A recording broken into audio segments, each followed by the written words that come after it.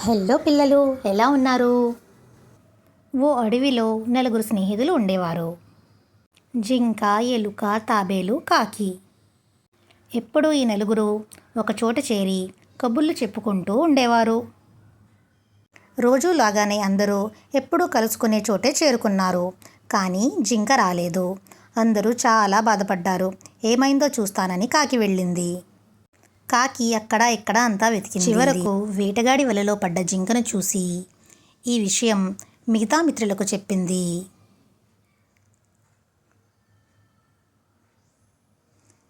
జింకని కాపాడడానికి అందరు స్నేహితులు జింక ఉన్న ప్రదేశానికి చేరుకున్నారు.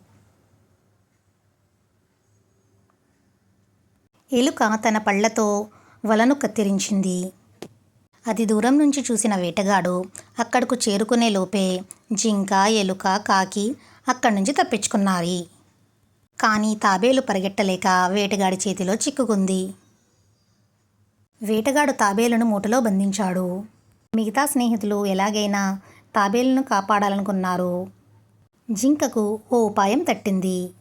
ఈ ముగ్గురు వేటగాడు వెళ్లే ప్రదేశానికి చేరుకున్నారు. వేటగాడు వెళ్లే దారిలో జింక చనిపోయినట్టుగా నటించసాగింది. దానిమీద కాకి ఎక్కి పొడుస్తున్నట్టుగా నటిస్తుంది.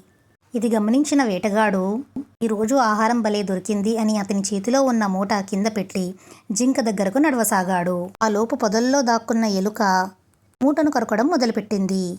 వేటగాడు దగ్గరకు రాగానే కాకి, జింక అక్కడి నుంచి తప్పించుకున్నాయి. వెనుకకు తిరిగేసరికి ఎలుక, తాబేలు పొదల్లోకి జారుకున్నాయి. వేటగాడు బాధపడుతూ ఇంటి మొహం పట్టాడు. మరోపక్క ఈ నలుగురు స్నేహితులు ఎప్పటిలాగే ఆనందంగా కలుసుకున్నారు. ఈ కథలో నీతి ఏమిటంటే ఐకమత్యం మహాబలం.